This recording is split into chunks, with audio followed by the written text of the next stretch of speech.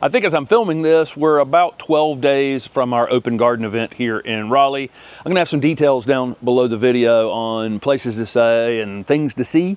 That, you know, when you're coming to Raleigh, there's quite a few horticulture things to see here around the city, and Plant Delights Nursery is going to be open on Friday for those of you coming, and you can go there and you'll be able to shop. Tony said he had it on his calendar when we saw him the other day, so hopefully he'll be out there. He was last year talking to folks, and that garden is unbelievable, and there's lots of other things as well to do while you're here. We're, again, 12 days away, and we thought we were near wrapping this up a little bit in terms of the way it looks, and it's really coming together. And then our friend Steve Castorani brought us a lot of plants for the native garden. Those are going to go in this week, so we got a project added to our projects, and that we're super happy about, because it's really going to fill in the native garden. It's going to be transitional, completely transitional. We've taken down the big giant Chinese privet over there in the last couple of days. And I can see for a mile now from the angle that I'm looking. It's kind of very odd. I can see the top of my neighbor's shed over there. It was performing a function, even though it was not a great plant. It was performing a function, as you can see now. But we'll get some things across there pretty soon. Plants by Mail sent us a lot of plants for giveaways. So while you're here, whether you're here on Friday night or Saturday morning or Saturday afternoon, we have lots of giveaways. We've divided some things in our own garden here. We've got some passes to Gibbs Garden. We have several other things. There's knee pads and hats and all kinds of things that will be available for giveaways. But this was a really nice unboxing of plants that are for specifically for you guys who are coming to the Open Garden. You'll put your name in a hat when you get here, and we pull names every hour. Lots and lots of names, because we have lots and lots of things to give away. So hopefully you're in a position to carry something home, whether it's a plant or if you're flying or whatever, however you're coming in, we'll have something that you could definitely carry home if your name comes out of the box. And you got good odds, because we have a lot of things. We have a lot of things this year. I'm gonna go through a few of the plants, and Steph's gonna grab a piece of B-roll in the garden of each of these so you can see how they look actually in our garden. This is Waikiki colocasia. We've got this planted over around the corner on a path around the corner over there. Will get quite big in a single season. There's some orange rocket, a couple of orange rocket barberries. Look really great. This one's a narrow upright barberry that we have planted next to our shed over here. Emerald Snow Loropetalum just continues to be one of the better ornamental plants in this garden. Initially abused by us. I think we moved it 3 times before it finally settled into its home over there. And this one's got a few flowers left on it, but this is a green Loropetalum with white flowers that's dwarf. When I started in this business, the green Loropetalum got 30 feet tall and became trees basically, and would grow. You'd prune them on Saturday and pack out of your driveway on Monday, and they'd be 4 feet taller already. That's how fast these things grew. So it's nice to have a dwarf one. You know, ours is, I'm looking over there, maybe 3.5 feet. You know, we've held it there for 5 years now, something like that. There are a couple different gardenias. Okay, we have Scent Amazing gardenias. This is probably, we have Jubilation, Foolproof, Diamond Spire, and Scent Amazing. Scent Amazing has been over there for 5 years, and it's just a perfect mound. Came into full flower a week or 2 ago, and we'll have residual flowers on it all summer long. But this is a really good gardenia here. This is Autumn Kiss Encore Azalea, which is the newest released to the public Encore Azalea. It's the bicolor flower, pink and white, and really hot, kind of hot pink and white. So Autumn Kiss was a really good name for this plant. We have 2 of them behind the bench. You'll see while you're here in the front garden. Perfect little mounds, came into full flower a few weeks back. They'll come into flower again in the fall. For us, we got this Angiostar Fatshedra, which we've neglected over there quite a bit over the years of staking it properly and getting it growing on the house well. But despite all of our efforts to, you know, cause it problems over there, it looks absolutely fantastic right now, and it's been in the garden for about 4 years or so. Really great plant. Those of you who live in a northern area that can't grow this plant outside, you can bring it inside as a houseplant during the winter time if you want to. Up next is a pancake arborvita.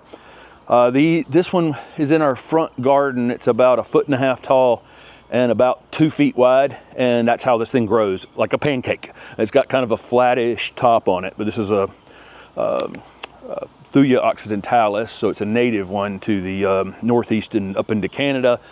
This small one is super heat tolerant. I just haven't had any problem with this one. I see growing really well. I just had a hummingbird go right over my ear here. I just heard it going by. This is a great little plant. Kind of has this limeish green color, but it grows that with a kind of an interesting flat top on it. There are a couple of mandra here. These will definitely be perennial for anybody coming from the Southwest or from a little south of Raleigh here down to the Gulf Coast for sure. Great outdoor plant.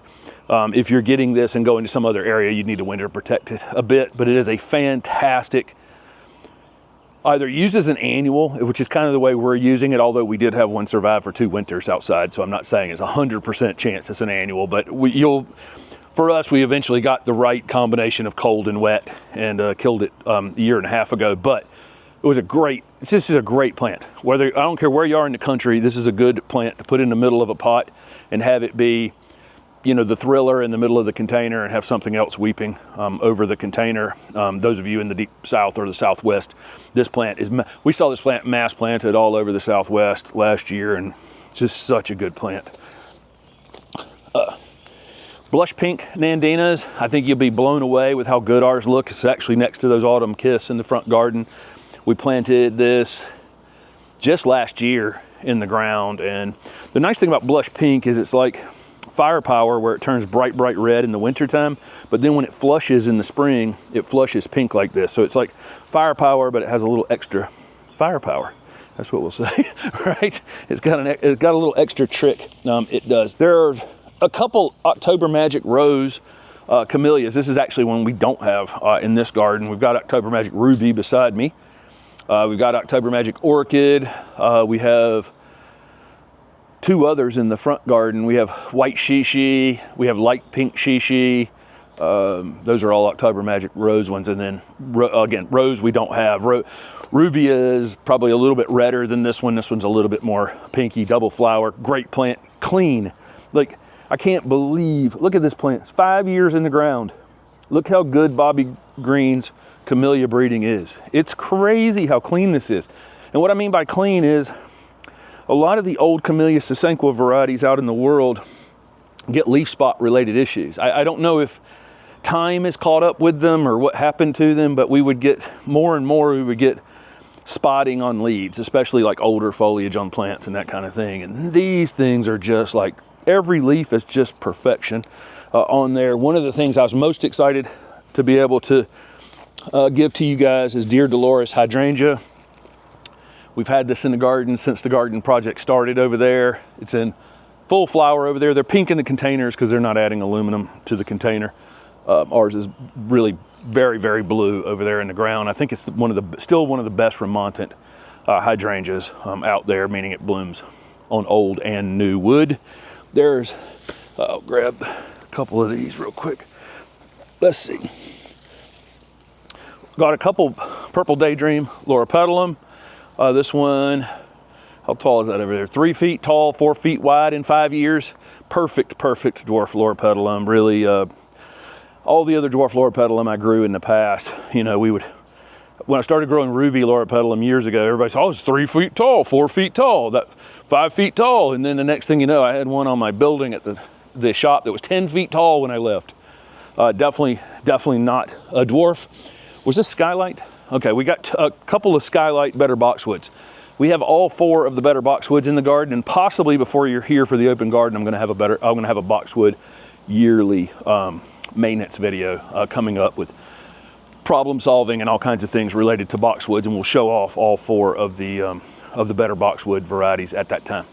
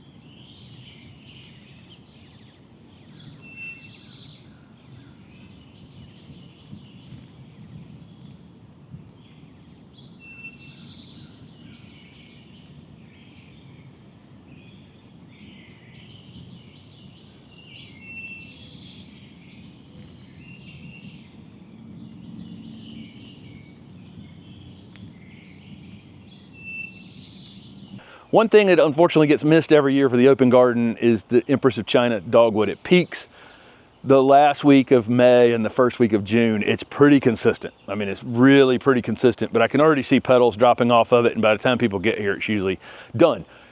Other things are taking off at that time. You know, the annuals are hitting their strides, you know, at that time. All the summer color and the perennials and a lot of things over in that native garden should be hitting their stride, and all kinds of things out here I can see that are just starting, and this thing unfortunately is always just finishing at that time. But it has been a pretty good year for it. It's got some dieback in there. You know, we're perpetually worried about this tree because it is, you know, right at the top of the list of the funner things that are out here in the garden, and it's got a lot of weight hanging out, you know, from a distance from the trunk, and you know, that kind of thing. But it's done a pretty good job, a pretty admirable job of holding all that up thus far. We could start to prune it up a little bit if we wanted to, but I like this kind of limb down to the ground because it blocks the view of the street out here. I wish I had one of these in the giveaway, but I think the things we do have for that are, I mean, it's a big group of things. We're excited for that part of it. I know people are just, you know, coming to see the garden and coming, you know, to Raleigh for various reasons and all those kinds of things, and aren't necessarily expecting something, but we enjoy that part of it, of, you know, sending some of our garden home, and other people participating in it as well with us for that regard. So it's just kind of a fun part of the event that we're having. There are a few tickets left for Friday evening, and I mean almost none, and Saturday morning almost none, and then there's still a few for Saturday afternoon if you're still interested in coming. They're over on our website, and we'd love to see you here at the event.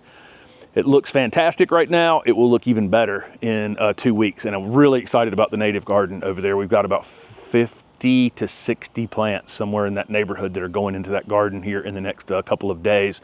We've had some mid 90-degree temperatures, so we hope they transition into the ground as dry. We hope everything transitions into the ground. We may have to cut a few things back. That's just ultimately sometimes what you have to do. You get a perennial in a 1-gallon container and it's in full flower, and you stick it in the ground in June. You know, we're probably better off just taking the flowers off of them. So maybe a little less color, but it'll be something. It'll be something in the ground. It won't be so much a bare area over there. So again, we're super excited to see you guys. Thought we would show off some of the things that Plants by Mail had sent us this past week for you. You know, for our participants. We'll have a T-shirt just like we did last year for the our summer Open Garden event, and we'll have other T-shirts available as well. So thank you guys so much for watching. We hope to see lots of you here, and if we don't, the content, you know, is coming from the garden. You guys will see some walkthrough videos later in June and into July here in the Raleigh garden. Thanks for watching.